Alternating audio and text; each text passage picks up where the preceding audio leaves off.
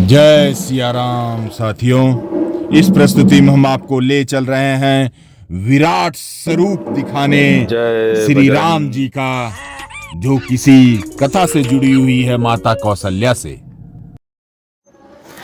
चलिए प्रवेश करते हैं। वैसे तो मैंने भगवान श्री कृष्ण के विराट स्वरूप का तो सुना था वर्णन, मगर राम काल में विष्णु देव ने जो विराट स्वरूप लिया था और दर्शन दिया था मां कौशल्या का, उसी प्रसंग से ओतप्रोत है इस मंदिर के निर्माण की कथा साथियों।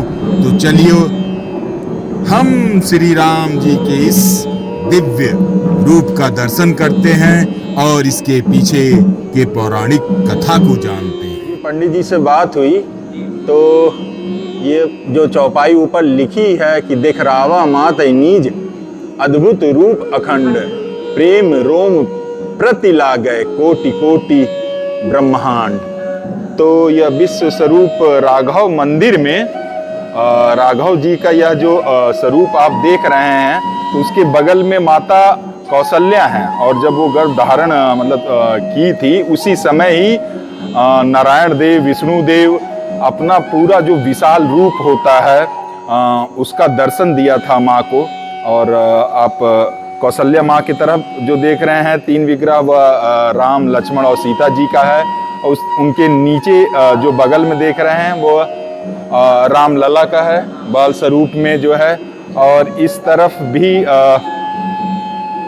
राम जी, सीता जी और लक्ष्मण जी हैं। नीचे बालकृष्ण जी हैं और राधा कृष्ण और नारायण देव का जो शालिग्राम रूप है, उस रूप पे में भी वहाँ पे आप श्री कृष्ण जी और राधा कृष्ण जी की उस मूर्ति के बगल में देख पा रहे हैं।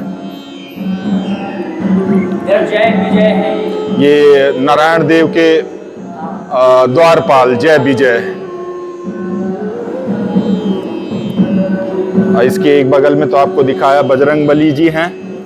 हनुमान जी हैं जो कहते हैं रामचरितमानस पाठ कर रहे हैं। अच्छा, ये बटुकनाथ हनुमान जी हैं जो रामचरितमानस का पाठ कर रहे हैं। और यहाँ पे गुरुदेव जी हैं। कहते हैं अनंत विभूति, इन्होंने कहते हैं त्रिकाल दर्शन किए। हनुमान जी की इतनी कृपा थी जी, जो होने वाला होता था वो पहले ज्ञात हो जाता था। अच्छा, ये बिहारी दास जी महाराज हैं, इधर बंगाली बाबा है इस साइड। अच्छा, ये बंगाली बाबा हैं, ये बिहारी दास जी महाराज हैं। जो दीप जल रहा है वो आज 25-26 साल अखंड जलता है। अच्छा, लगभग 26-27 साल से ये अखंड ज्योति जली रही है यहाँ पे। जल रहा है, इसे जलती रहती जी। श्री राम, जय श्री राम, जय आंजनेय, जय केसरी नंदन, जय राम भक्त हनुमान, जय संकट मोचन, जय बजरंगबली, जय बजरंगबली, जय बजरंगबली, जय बजरंगबली, जय बजरंगबली, जय बजरंगबली, जय बजरंगबली की जय। साथियों, अगर इस प्रसंग की बात की जाए तो एक बार माता कौशल्या अपने लल्ला श्री राम जी को पालने में सुलाकर रसोई में जाती हैं। और रसोई में जैसे ही जाती हैं, वह देखती हैं कि राम जी वहां भोजन कर रहे हैं, उनका लल्ला। तो वो आश्चर्य हुई, वो दौड़े दौड़े पालने की तरफ गई। पालने में देखी तो वहां पे भी राम जी नजर आ रहे थे। तो यह देखकर वो काफी अचंभित और असमंजस में पड़ गई कि ये कैसे हो गया कि मेरा लल्ला यहाँ पालने में भी है, वहां रसोई में भी है। तो इसी समय की बात आती है और भगवान राघव, भगवान श्री राम, भगवान विष्णु, भगवान नारायण अपना विराट स्वरूप दिखाते हैं माता कौशल्या को। और माता कौशल्या देखती हैं कि उनके एक एक रोम में करोड़ों करोड़ ब्रह्मांड, नदियां, पर्वत, सारे त्रिदेव देवताएं मंगल गान कर रहे हैं। तो यह देखकर वह अचंभित होती हैं और विष्णुदेव कहते हैं कि आप इस रूप का वर्णन किसी से ना करें। और साथ में माता कौशल्या भी बोलती हैं, हे प्रभु, आप मुझे इस माया के रूप को कभी न दिखाएं। मैं अपने लल्ला राम को अपने लल्ला के रूप में ही देखना और जानना पसंद करती हूँ। तो यह जो विराट स्वरूप इस मंदिर को आप देख रहे हैं, यह अयोध्या के, यदि देखिए अयोध्या के रेलवे स्टेशन से नया घाट की दूरी 2.5 और 3 किलोमीटर है, और लगभग 5-7 किलोमीटर की इस दायरे में यदि मैं चौड़ाई की बात भी ले लूं तो इसी दरमियान में सारे मंदिर हैं। तो यह मंदिर बीच में एक जगह आता है तुलसी उद्यान, उस उद्यान से लगभग 500 मीटर की दूरी पर रोड के दाएं साइड है।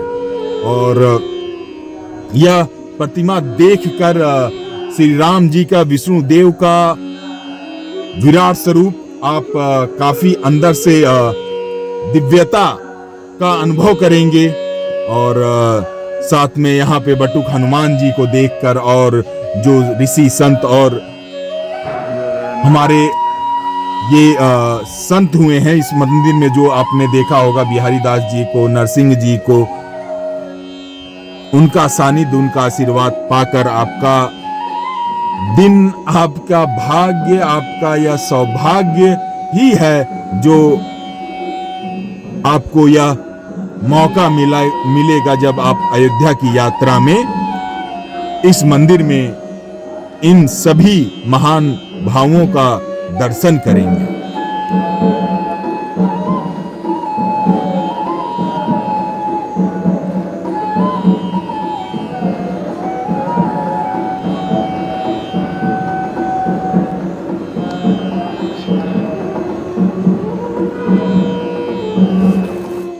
तो दोस्तों, इस भाग की प्रस्तुति से आपसे विदा लेते हैं और आपसे विनम्र निवेदन यही करते हैं कि आपको यदि यह प्रस्तुति अच्छी लगी हो तो अपना प्यार दीजिएगा इस चैनल को। Please like, share and subscribe the channel and please press the bell icon. Bell icon इसलिए ज़रूरी है कि अगली बार जैसे ही मैं वीडियो अपलोड करूं आपको उसकी सूचना तुरंत प्राप्त हो जाए। चलिए आपसे मिलते हैं अगले भाग में।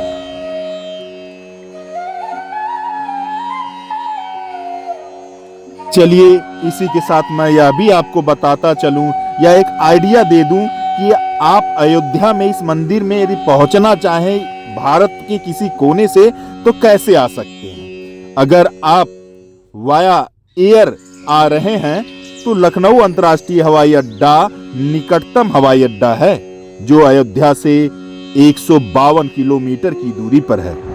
अयोध्या गोरखपुर हवाई अड्डे से लगभग 158 किलोमीटर, प्रयागराज हवाई अड्डे से 172 और वाराणसी हवाई अड्डे से 224 किलोमीटर दूर है।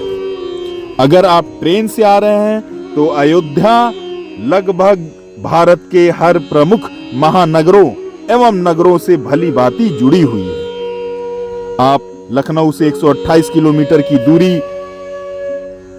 तय कर सकते हैं ट्रेन से, गोरखपुर से 171, प्रयागराज से 157, वाराणसी से 196। अब अगर आप सड़क माध्यम से आ रहे हैं तो उत्तर प्रदेश परिवहन निगम की सेवा 24 घंटे उपलब्ध है और सभी छोटे बड़े स्थानों से यहां पहुंचना बहुत आसान है। आप फैजाबाद बस मार्ग द्वारा लखनऊ से 152 किलोमीटर, गोरखपुर से 158, प्रयागराज से 172 एवं वाराणसी से 224 किलोमीटर की यात्रा करके बस से आप अयोध्या आ सकते हैं।